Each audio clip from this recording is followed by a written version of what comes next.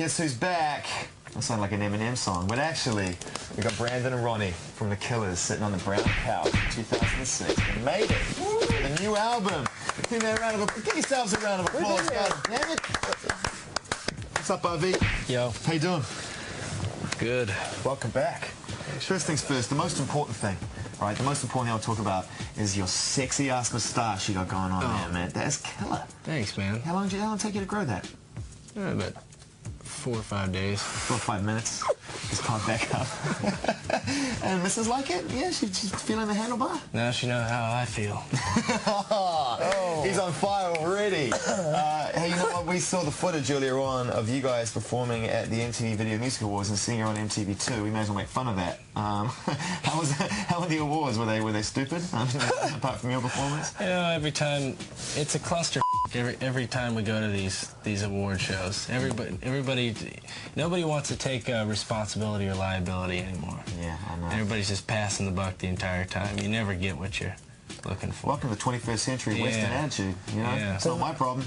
Yeah, it's not my problem. You know, the role accountability. So where are they? Holy. Where are they in this day and age? The hip-hop people. Oh, I mean, I'm not saying any names. I'm not saying anything, you're just saying. But we were around them in the backstage area. Chaos. Doesn't seem like they're real anymore, does it? You know what? Hip-hop's faking it. It's in a state of disarray right now, I have to say. There's only a few out there that really kind of... Yeah. Well, Jay-Z's coming back.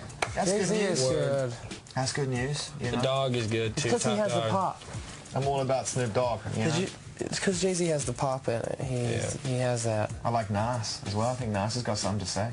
You know? Yeah. I quite like T.I. But you know what? Getting back to your performance... King's back. Listen, man, you closed the show, and that's a particularly, you know, honourable thing to do, I think. And you know, were you nervous? Obviously, you've done a couple of shows, but to perform in front of an audience that big, that early on, must have been quite a nerve-wracking experience. Yeah, we felt pretty good. We practiced the song extra when you were young, and we also have this new guy that plays with us. I mean, he was probably Ted, right? Ted. Yeah. He was probably the most nervous. I felt for him, but he didn't mess up, and everything went. It was clean. I want to talk about the making of Sam's Town, and I want to start with the hometown. You know, you guys did it in Las Vegas, and in a studio in a casino. So describe what the studio is like, and what's it like actually being that close to, you know, distractions. You know, like gambling and stuff like that, and so many people. You know, we're not distracted by that stuff too much. Because we grew up there.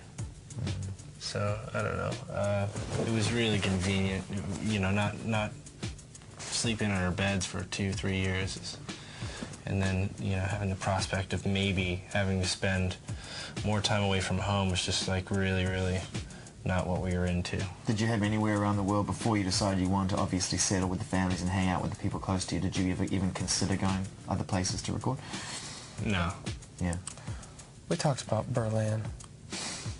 Get in line. One day everyone's going there now. One day you gotta go do the Berlin album. You do. You have to go do the Berlin album. That might be like fifth album. Yeah. So was it? I mean, I remember getting a phone call from your lawyer, from Rob, when you guys were loading in, and he was like, "You're not gonna believe Flood and Mold. Mold is here loading in gear, and everyone's like really excited." You know what I mean? And there seemed to be a real sort of palpable sense of excitement about going in to make this record, and you know, just trying to evolve on that a little bit and expand on that a little bit, and sort of put into context what it was like making Sam's Town. You know. It was not, I mean, we were just excited to be, we'd never, on the first album we didn't have producers, and to have these guys that are so experienced with so many good, you know, bands, and then, you know, have them bring that in, and be in, you know, a room this size with them, and it was really exciting. Yeah. It must have really sort of encouraged you to up your game as well in terms of playing, because, you know, it's not like the four of you mucking around making this first album, what will be will be. This time, as you say, you know.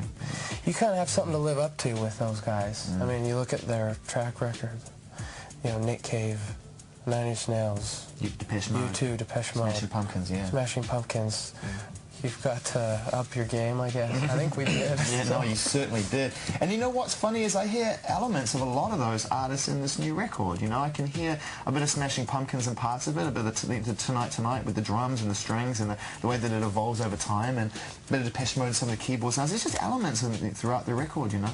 Did you talk to them about, did you sort of ask them stories? Did you ever sort of, you know, sit down and go, what That's the fun part. You just kind of wait around for one to crop up. We'd ask little bits, though, usually at dinner time. Yeah. What was on the menu during the making of the record? What was we had a lot of Thai. Yeah.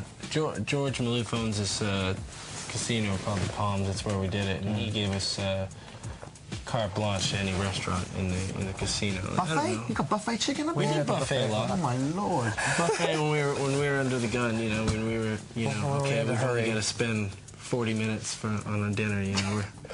I'm loving the ideas of you guys rolling up there and just getting stuck into the shrimp and chicken at the buffet in between vocal takes. I tell you, the first time we ever had buffet was the greatest. Hanging out with Ronnie and Brandon on the couch. We're welcoming them back with a brand new album called Sam's Town, which flows from beginning to end perfect, I have to say, and you really put some thought into the journey that you go on listening to the album. You know, you introduce the people to Sam's Town, and then, you know, you welcome them. Hope they enjoy their stay, and then it kicks smack bang into When You Were Young. Tough to choose the first single? We were always set on When You Were Young. So that was just, as a unit of four brothers, we feel strongly, I think all four of us together know that that's our baby. And then other people started to come in, and they were, you know, we converted them. We love Read Your Mind or Bones, and they started to, you know, disseminate. Yeah. And it was weird because, you know, we thought it was a given. Yeah. Man, you know, I was, you know, privileged enough to come in, and you played me a bunch of stuff, and I was like, that was the one. I was like, that's the one. Yeah. What do you even? Like Flood and Mulder, those guys even weren't sure, and then I remember when I was singing it, that was once everything was laid down. It was the last thing to do, and Flood got on the microphone, and I was in my booth, and he goes, "This is such a good song." That I knew, you know, we turned him around. Totally, man. It's a killer piece of work, you know, and you know, the bit at the end when the strings kind of rise and fall and it kind of reaches its climax and then rolls back out again is just that must have been a really great moment for you to listen back to the final mix of it and go, as a band, we've achieved something as great as that. Do you know what I mean? Yeah, we have a rough demo which we'll probably release someday, and it's Too late. also I checked that up on good. eBay the other day, man. Sorry.